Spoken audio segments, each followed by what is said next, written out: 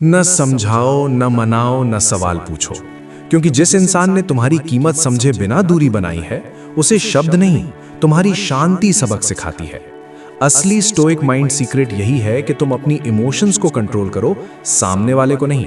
जब तुम बिना कोई तमाशा किए, बिना गुस्सा दिखाए, बिना खुद को साबित किए पीछे हट जाते हो, तभी सामने वाले को पहली बार महसूस होता है कि उसने एक ऐसा इंसान खो दिया है जो लड़ता नहीं था लेकिन छोड़ भी देता था। अब तुम्हें ना तो ब्लॉक अनब्लॉक का खेल खेलना है, ना स्टेटस के जरिए ताना मारना है। बस अपनी अवेलेबिलिटी कम कर दो और अपनी जिंदगी को फोकस के साथ जीने लगो, क्योंकि इंसान उसी जगह तड़पता है जहां उसका कंट्रोल खत्म होता है।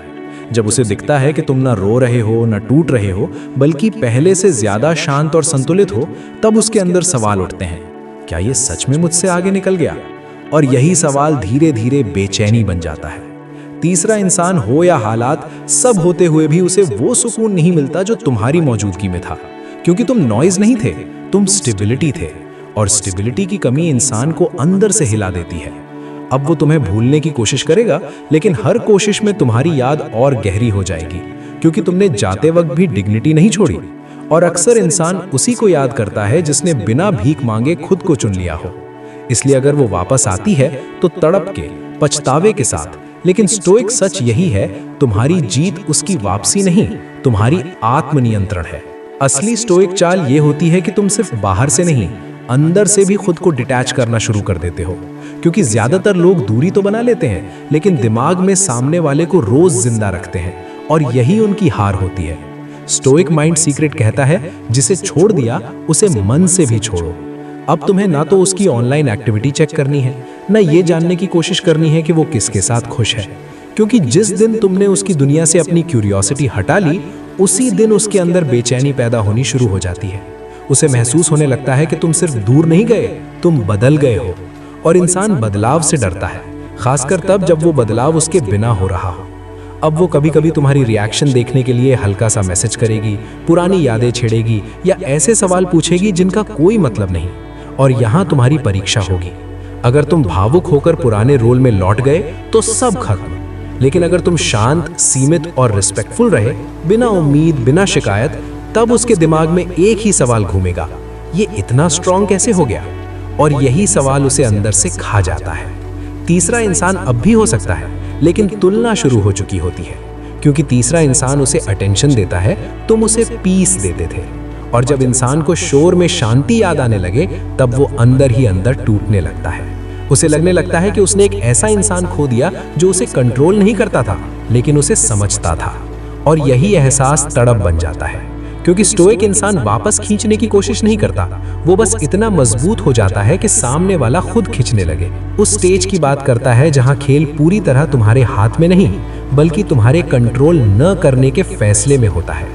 क्योंकि इस पॉइंट तक पहुंचते पहुंचते सामने वाला साफ देख चुका होता है कि तुम ना उसे वापस बुला रहे हो, ना उसके जाने का दुख दिखा रहे हो। और यही चीज उसके दिमाग को सबसे ज्यादा डिस्टर्ब करती है। अब वो समझ जाता है कि तुम कोई ऐसा इंसान नहीं थे जिसे आसानी से रिप्लेस किया जा सके, बल्कि तुम वो शांति थे जिसकी कीमत उसने शोर में खो दी। इस समय तीसरा इंसान उसके साथ होते हुए भी उसे अधूरापन महसूस होने लगता है, क्योंकि तीसरा इंसान एक्साइटमेंट दे सकता है, वैलिडेशन दे सकता है, लेकिन वो रिस्पेक्टफुल साइलेंस नहीं दे सकता जो तुम बिना बोले देते थे। अब उसका माइंड बार बार तुम्हारी तरफ लौटता है, तुम्हारी कामनेस, तुम्हारा बैलेंस्ड नेचर, तुम्हारा बिना सवाल किए पीछे हट जाना, और यही चीज गिल्ट में बदल जाती है। उसे महसूस होता है कि उसने किसी ऐसे इंसान को चोट पहुंचाई जिसने फिर भी डिग्निटी नहीं छोड़ी।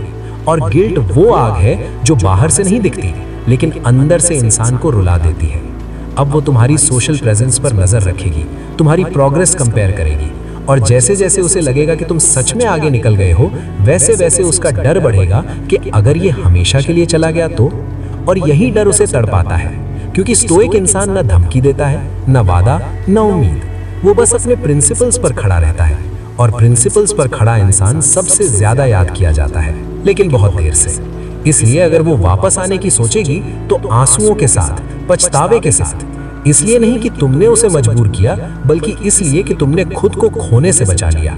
और स्टोइक माइंड सीक्रेट यही सिखाता है, जिसे कंट्रोल नहीं किया जाता वही सबसे ज्यादा असर छोड़ता है। अब इस पूरी स्टोइक साइकोलॉजी का आखिरी और सबसे सच्चा सच यही है कि जिस दिन तुम ये तय कर लेते हो कि तुम किसी को समझाओगे नहीं, मनाओगे नहीं और अपनी कीमत साबित करने नहीं निकलोगे, उसी दिन खेल अपने आप पलटने लगता है। क्योंकि इंसान शब्दों से नहीं, अनुपस्थिति से सीखता है। जब सामने वाला देखता है कि तुमने न बदनामी की, न रो धोकर सहानुभूति ली, न किसी तीसरे से तुलना की, बल्कि चुपचाप अपनी सीमाएं तय करके आगे बढ़ गए, तब उसके अंदर एक अजीब सा खालीपन पैदा होता है। उसे लगने लगता है कि उसने किसी रिश्ते को नहीं, बल्कि एक ऐसा इंसान खो दिया जो हर हाल में स्थिर रहता था। और यही स्थिरता स्टोइक माइंड सीक्रेट की असली ताकत है, क्योंकि तुम न उसे वापस खींचने की कोशिश करते हो, न उसके जाने का डर दिखाते हो।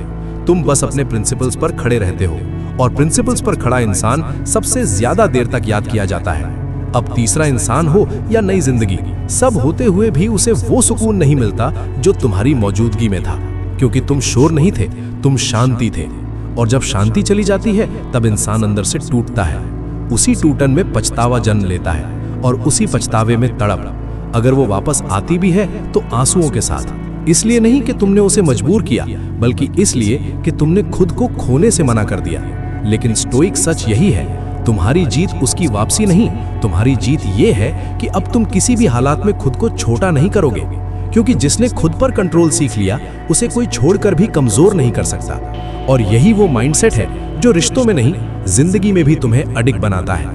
अगर ये शब्द तुम्हें अंदर से मजबूत महसूस करवा रहे हो, अगर तुम भी किसी ऐसे मोड़ पर हो जहां खुद को चुनना सबसे जरूरी है, तो इस वीडियो को लाइक करो ताकि ये स्टोइक सोच और लोगों तक पहुंचे।